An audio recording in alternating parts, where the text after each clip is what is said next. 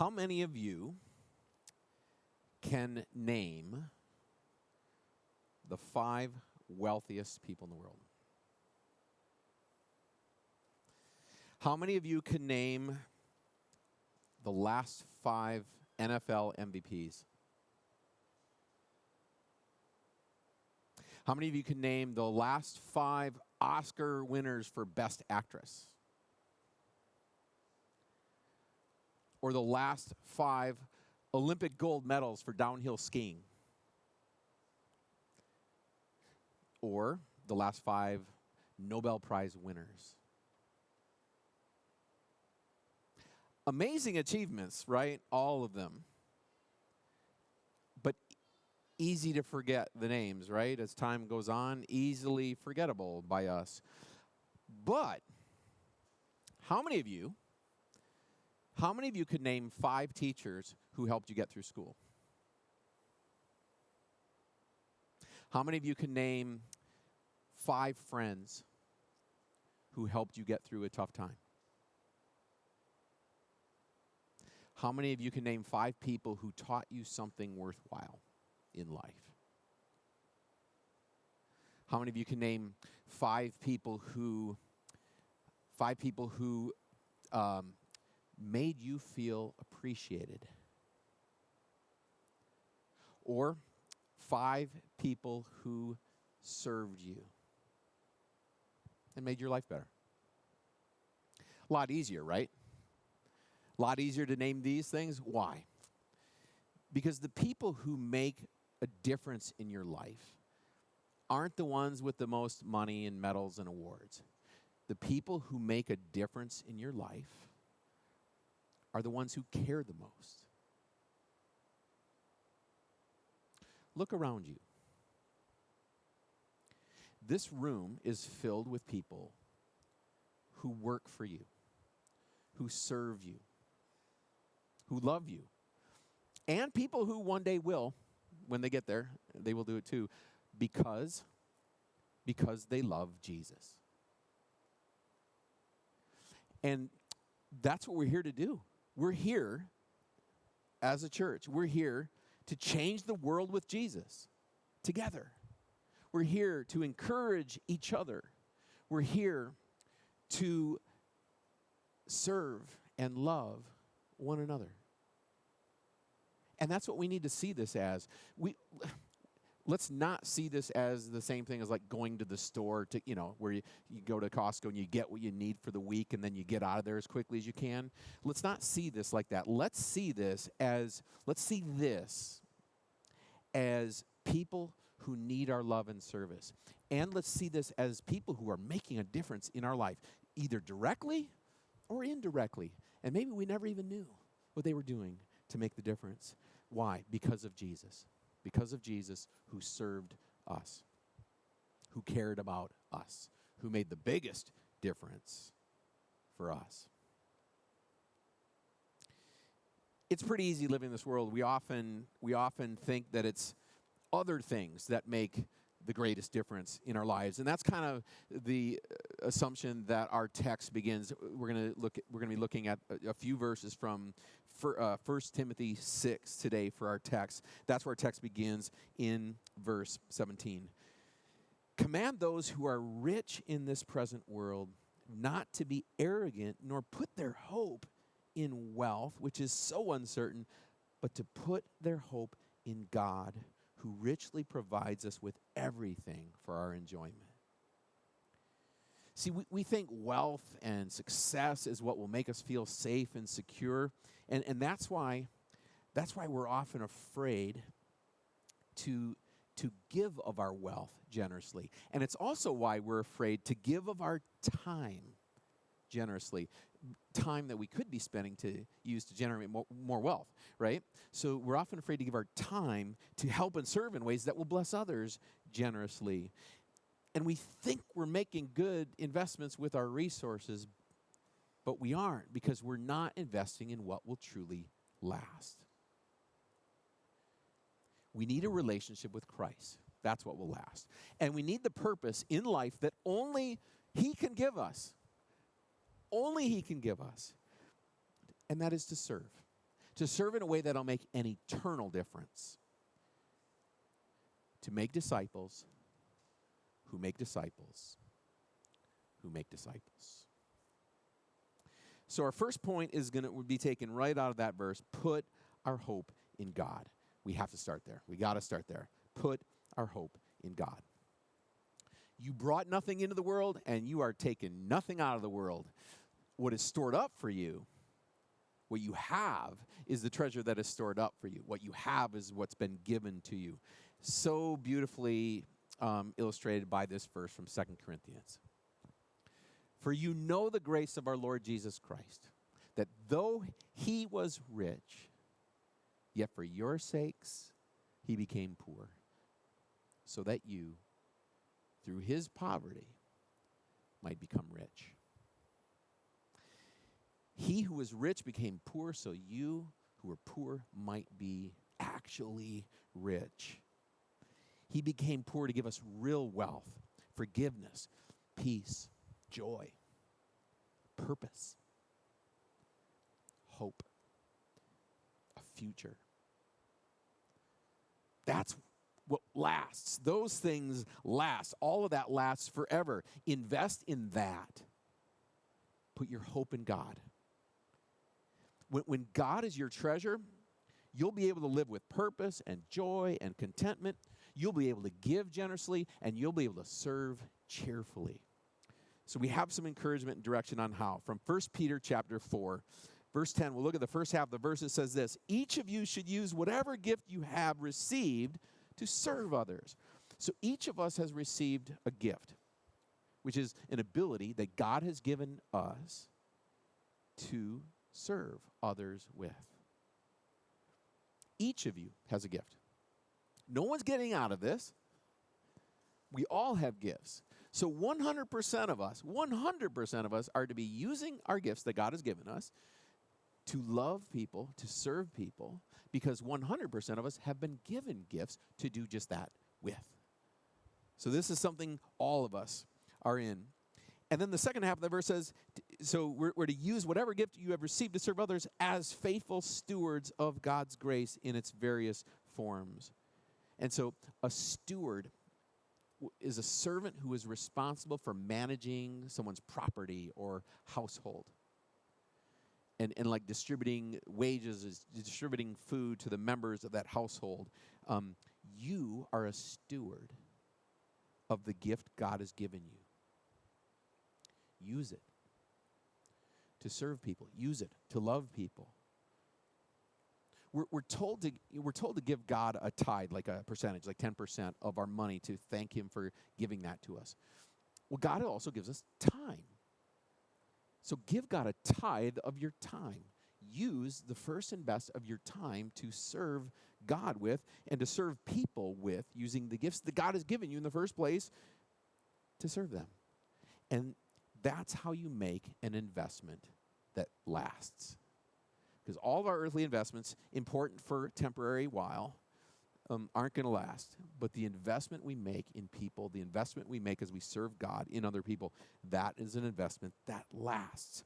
Next verse of our passage from 1 Timothy says, command them to do good, to be rich in good deeds, and to be generous and willing to share. There's our second point. Be rich in good deeds. Be rich in good deeds. What does that look like? Oh, it looks like so many different things. Start at home. Who needs you there? Who needs your help there? A mom needing a hand with the groceries, the house? Maybe staying up late with a sick child. Working hard to put kids through school. Giving up time to spend needed time with your wife. Speaking words of encouragement to your husband who's become discouraged. At home, there's so many different ways. Jesus is calling you to serve in the cries of your baby, or in the weariness of your spouse, or the needs of your siblings. So many ways we can serve at home, and we always have to start. If you're not serving at home, we don't want you serving at church. Start serving at home first, because the people who need you first are there. Give back to God there. Then be rich in good deeds at work. We spend a lot of our time at the office, at the wherever it is you work, the factory, the warehouse, out and about in the sales world. Be rich in good deeds at work. Who needs you there? Well, it might be the one you're working for. Or it might mean that you actually slow down a little bit to pay attention to someone who needs you to pay attention to them.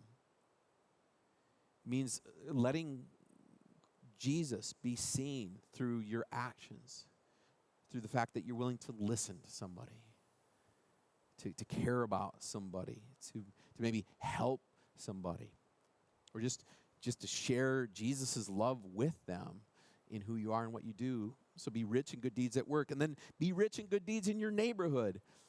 Who needs you there? Anyone around, anyone who runs into your path, right? Just simple acts of compassion and kindness. Maybe, a tree goes down. Help your neighbor with their yard. We don't do this enough. Just stop for a moment to talk. I need to hear that. Maybe offer to watch their house when they're gone, helping with their kids. Be willing to serve. Let's be willing to serve in our neighborhoods. Be rich in good deeds wherever you are. School, home, work, your neighborhoods, your communities, wherever God puts you. Why don't we? Why don't we? Well, we're going to say that there's two main reasons why that keep us from being rich in good deeds and being willing to serve. Reason number one is we believe that someone else will do it. Someone else will do it. Someone else will take that meal to the family who needs it. Someone else will help that person change the tire. Someone else will go encourage my friend who's going through a really difficult time. Someone else will give money to that person who needs it. Someone else will join the ministry action team at church and carry that stuff out. Someone else will pick up that piece of trash on the sidewalk or in the building. Someone else. Someone else will help the neighbor jumpstart the car. Someone else will do it.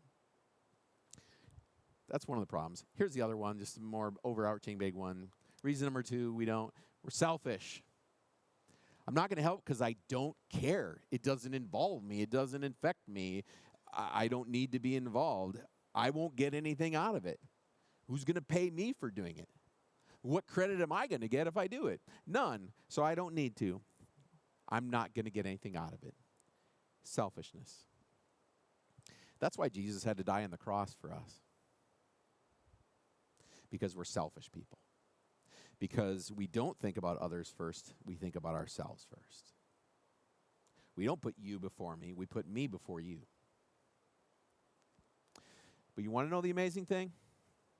Despite our selfishness, our selfless Lord loved us anyway. And God made us his people. And Jesus came, though he could have, Jesus came not to be served by us, but to serve us.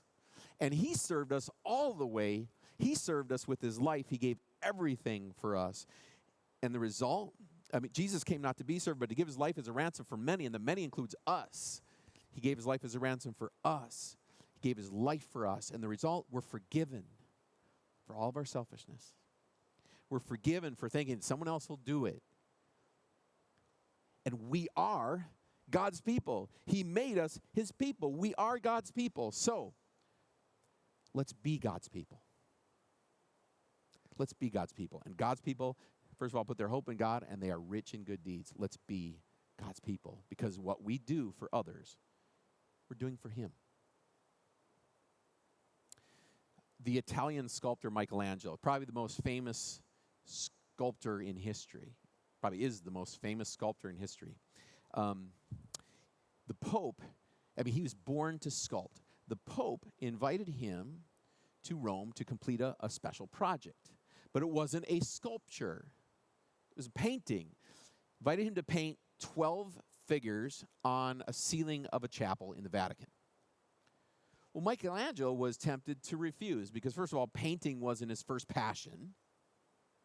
And this small little chapel in the Vatican wasn't his idea of a great venue. But the Pope urged him to, so he accepted. So Michelangelo, he began the work. He began painting and painting. And as he painted and painted, his enthusiasm for the project grew and grew and grew. 4 years, 400 figurines, and 9 scenes later, Michelangelo not only changed that chapel, he changed the direction of art. His bold frescoes on the ceiling of the Sistine Chapel just completely rerouted the direction of European painting for good. He became so immersed in this project that he nearly lost his health. What changed him? What changed him? What changed this sort of work of obligation into an act of inspiration? The answer to that question is probably found in a response that he gave to a question someone asked him one day. An observer watching him up there painting wondered out loud why he spent so much attention and detail and focus on the corners of the chapel. And he said, no one will ever see that. Michelangelo's reply, God will. The artist knew this passage from Scripture, from Ephesians 6. Serve wholeheartedly, as if you were serving the Lord, not people. What if we all lived with this in mind? It would change the way that we live our daily lives, wouldn't it? Right? If I was repairing a car for God, I wouldn't overcharge his children. If I'm painting a wall for God, I won't cut corners. And when we walk past, when we come across the person who needs our help, if we realize that we're helping that person for God, would we not do it? And when we're helping someone and serving someone for God, will we not do it with a cheerful heart, a thankful heart? When we realize the gifts that God has given us for this very purpose, will we not get involved in using our gifts to serve others? How could we not when we realize how God served us? Jesus served you with his life. He went into every corner and completed all of it because he loves you. He's forgiven you all of your sins. He loves you, all of you. And he isn't done. He's still serving you. He's still serving me. It's time to thank him. So look for things that you can do for others. That's how you thank him. Look for things you can do for others. Watch for a chance to serve. Hopefully we can help you here at this church. I think we have a lot of different ways you can get involved serving right here. So what are you waiting for? Don't hesitate thinking, well, someone else will do it. Because if you don't, who will? Serve. Thank God. Look for ways, and not just here, look for ways you can care for your neighbors. Just spending some time with them, saying hello, maybe cooking a simple dinner for them when they need it, when they got something going on. Care for the lost. Love others like Jesus did. But as I said before, start at home. If you're not serving at home, you need to serve at home before here. Once you're serving at home, then get involved in serving at church. Join one of our ministry action teams. Because there are people in this community, the community out there and the community here, there are people in this community that need you, each of you, to be using the gift that God has given you to serve them. And as you use it, as you use that gift, do it for one reason. Do it for God. Because as you serve people, you're serving God. The last two verses of our text say, we'll repeat 18, command them to do good, to be rich in good deeds, and to be generous and willing to share. In this way, they will lay up treasure for themselves as a firm foundation for the coming age, so that they may take hold of the life that is truly life. Investing in the lives of others makes an eternal difference. A teacher decided to honor her high school seniors by letting them know the difference they had made. And so one by one, one day she brought each of her high school seniors up to the front of the class, and she told them the difference they had made in her life and in the lives of the whole class. And then she presented them with this blue ribbon that had gold letters on it that said, "Who I am makes a difference." One by one, she went through all of the class and did that. And it was this enormously encouraging sort of moment and activity and event. Then afterwards, the teacher decided to do a class project to see how this kind of encouragement and recognition could impact people in the community. So she gave each student 3 more of those blue ribbons with that message on there, "Who I am makes a difference." And she instructed them to go out in the community and find 3 more people to honor in the same way. And then once they had, to sort of look in to see what happened through that, and then come back and report to the class. So one of the students went to this junior executive from a nearby company who had helped him do some career planning. And he told him, "You have made a huge difference in my life." And he presented him with that blue ribbon, which, made that guy's day. And then he said, "Would you be willing to go and honor more people? I'm going to give you these 2 other ribbons. Would you be willing to go and honor someone else in the same way, and then to give them the 3rd ribbon to ask them to honor somebody else?" And the guy said he would be happy to do it. And then he said, "And then if you're willing, we're doing this as a class project. We're trying to see how this sort of recognition and encouragement impacts or affects people. So if you kind of hear what happened from that, you bring it back to me so we can kind of report back to the class to see what happened."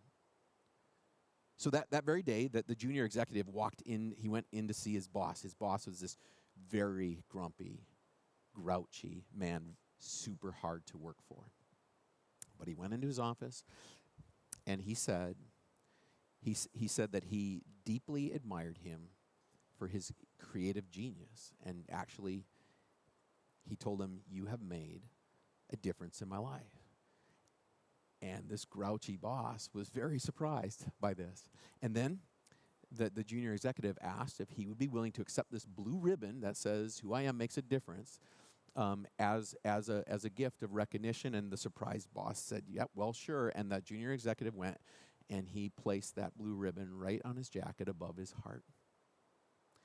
And then he said, "Would you be willing to go and honor one more person like this?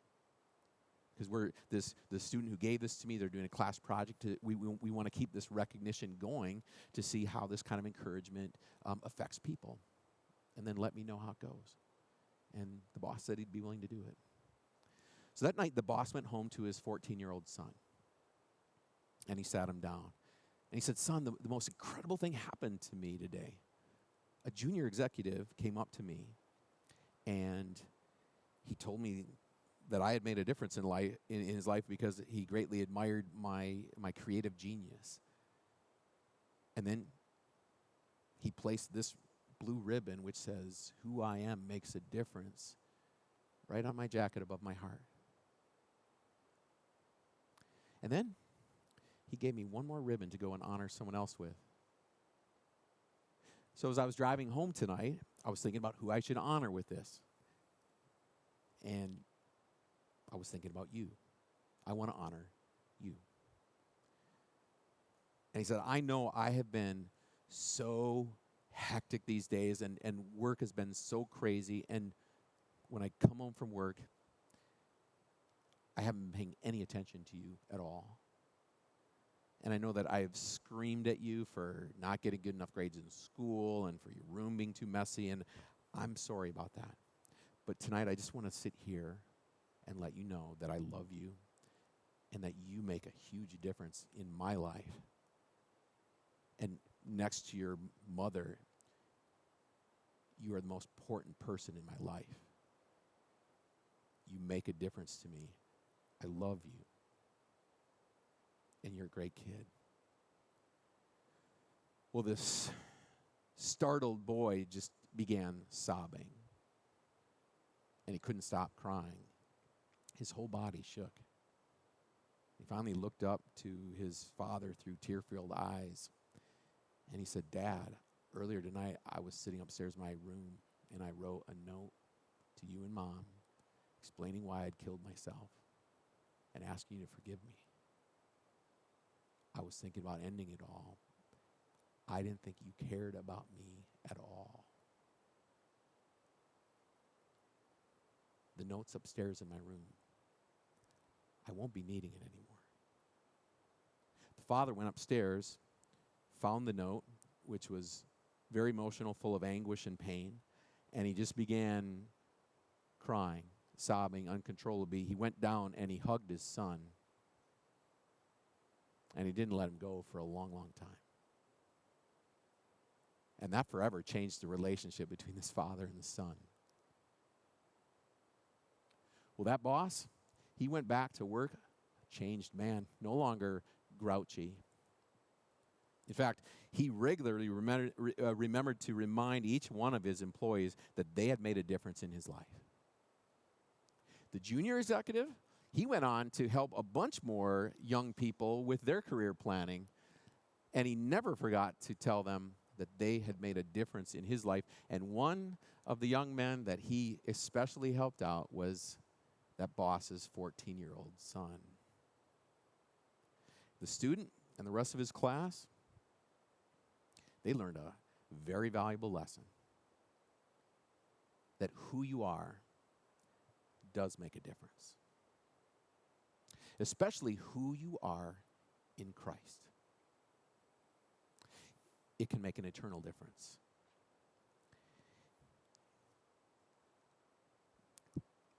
God made a difference in your life. He let you know. If he had a blue ribbon, he would do it, but he let you know how loved and valuable you are. And that's a difference that he made for everyone. And that's a difference, that difference is something that we can share with others, the difference that God has made in their life. What we do here makes a difference. Changing lives with Jesus, it makes an eternal difference. What our ministry action teams do, even in all the little things and the big things, what our ministry action teams do here makes a difference. Just one little example to maybe help you illustrate it. What our ministry action teams do here makes a difference. It makes a difference for the new person who walks in the door. You know, the person who is greeted, welcomed, made to feel at home, who stayed, who someone sat with, who was blessed by the beautiful worship music, then who enjoyed some wonderful food after, and who spent time with people, who was thanked for coming here, then started studying the Bible with us, then grew in their faith, and then started living their faith and started impacting the lives of others like the next new person who walked in the door. Making disciples who make disciples. Making a difference that lasts forever. Be generous in serving. That is what our text calls the life that is truly life. That is investing in what lasts.